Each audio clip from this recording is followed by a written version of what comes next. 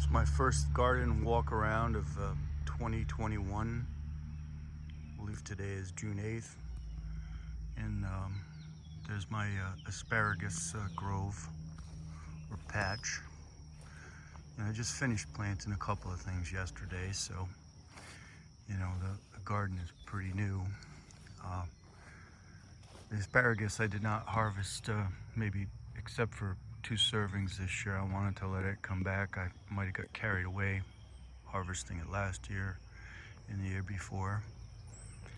These are small red beans, and hopefully I'll have maybe 25 pounds out of this. I'm going to thin them out to about 1 every 8 inches. There's one barely germinating in the far left corner. I just planted them like 3 days ago, and none of my irrigation is hooked up yet. And I've got 3 different varieties of tomatoes here, but first, the 2 yellow blooms on the far away from us, those are Japanese pumpkin, and the 2 closest plants on the trellis are honey nut squash. It's a very small butternut, you know, good size for a single person. And these tomatoes, there's 4 each of Amish paste, Jet Star, and Stupichka.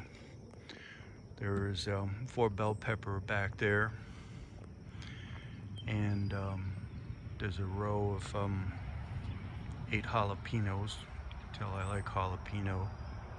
I ran out of jalapenos or actually this year in February, so I wanted to have plenty. There's 4 long purple eggplant. And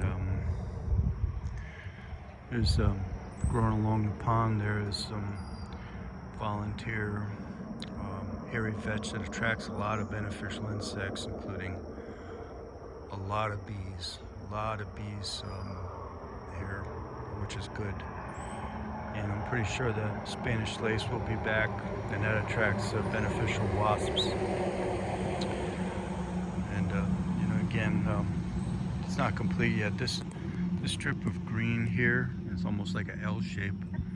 That's going to be covered with hairy vetch, not hairy vetch, buckwheat and black-eyed peas, which attract beneficials and also, you know, add some good nutrients into the soil. And you know, the buckwheat attracts a beneficial wasp that preys on the hornworm. So that'll be good, and it's a cool looking plant.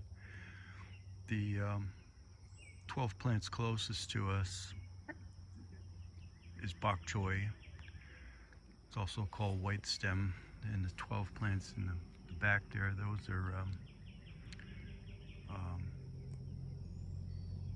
Napa cabbage. In the strip where I just scraped the weeds off, this is going to be a couple of rows. I'm pretty sure I'm going to put in rutabaga and beets, even though the beets are a little bit late. I'm sure I'll be able to harvest a whole bunch of beet greens. And the rutabagas like the hot dirt, so hopefully I'll have rutabagas to ferment and put away for the winter time. Kind of hard to see them through the weeds, but there's 16 okra plants that I started. Everything in the garden I've started from seeds in the house. So I've got 16 okra. Last year I had quite a bounty from 15 plants, so 16 should be about right. And here on this trellis I've got cucamelon that I started at different times. Cucamelon, small grape size, cross between a cucumber and a melon. Sounds really interesting. It should be good eating right off the vine, and also fermented.